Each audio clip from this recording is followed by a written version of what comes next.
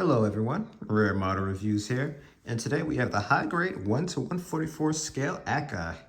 So this is actually an older kit. Sheesh, really old actually. This thing is nearly 20 years old, but I decided to do a review of this thing as I mentioned it quite a while ago when I did my reviews of the other amphibious kits I have in my collection. So this is the last one of the bunch here. And the color separation of this thing, first and foremost, is actually really good. The only thing I actually colored was the eye here, and that's actually only because this came with an actual clear eyepiece. I think it might have a pink sticker on it, but you'd be able to move this thing all over the little clear section you can see in the head there. But this is like one of the first, if not the first high grade I ever built or owned at that. So as a result, unfortunately, that piece is long gone. And I kind of had to do that just to fill in a little missing piece or what have you of the mono eye, of course, being missing. But besides that, like I said, great part separation, and we're just gonna go straight to articulation. So you kind of see the head kind of goes 360 there. The neck has actually surprisingly good movement here, but the arms, 360. The little shoulder piece here can spin around, but I don't know if that's intended, but it doesn't really hinder it too much, just kind of, I guess, annoying. Arm has really bad movement, but that's more so an issue with the design of the suit, not so much the kit. The arm can, or whatever you want to call this piece, can spin around, but again, I don't think that's really intended.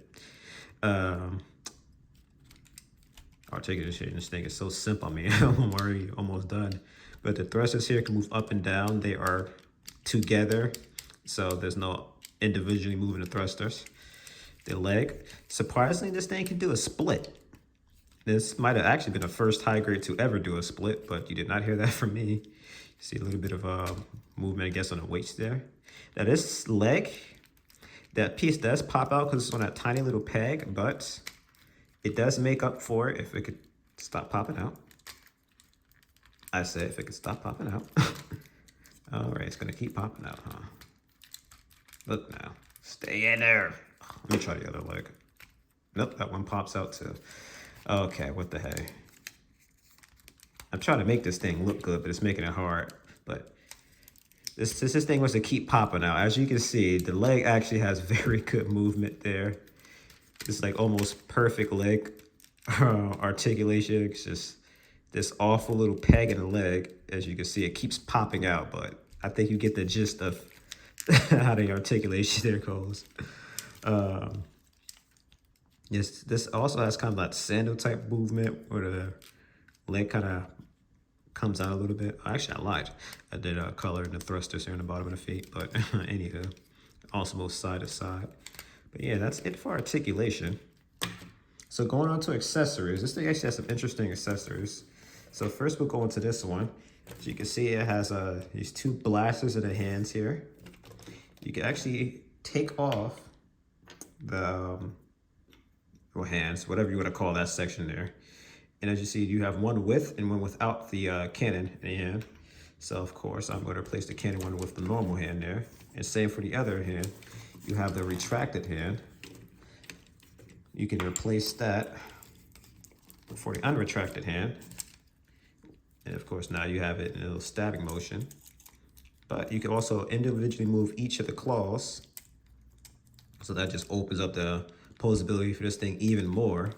And if you thought that wasn't cool enough, you can actually take off the arm there and you can add on to this extended section of it. Now, I just want to mention you could put this on to either arm, but I'm not going to show that, of course. So now you can interact and reenact. There we go. The scene from the show where, well, I guess the movie too, I think it did in the movie too, where the thing kind of swings off the rock.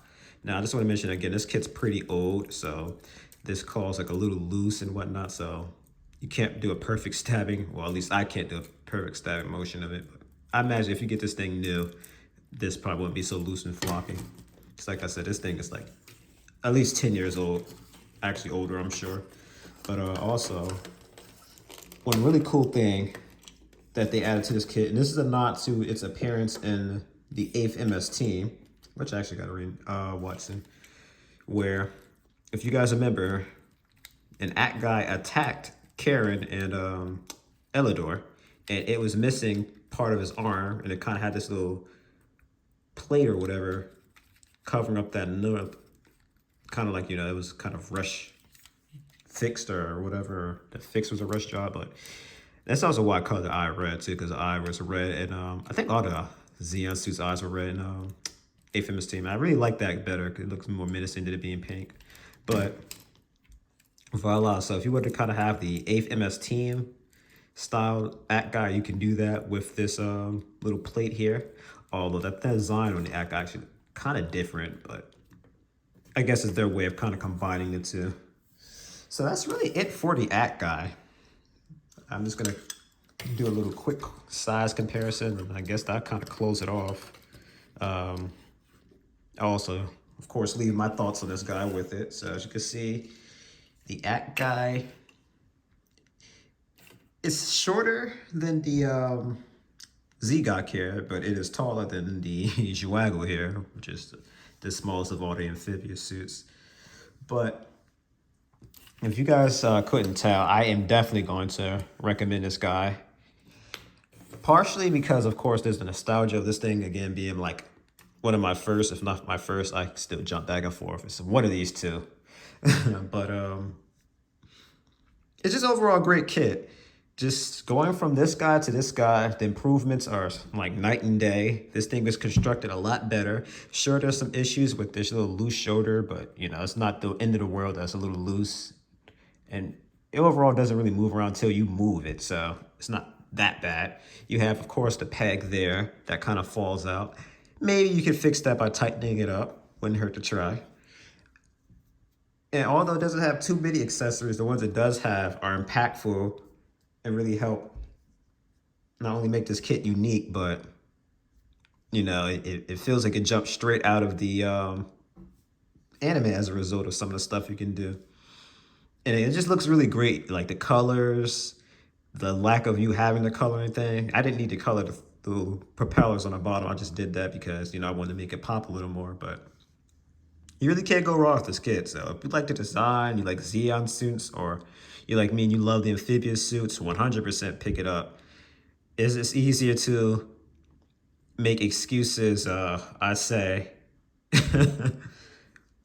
not to buy it than to buy it. I don't know. Just again, I just can't really praise this suit any more than I already have. It's really good for its age. This is definitely a sleeper kit in my opinion. So like I said, if you ever happen to see this thing on sale somewhere, hey, give it a shot. You might just like it. I know I have.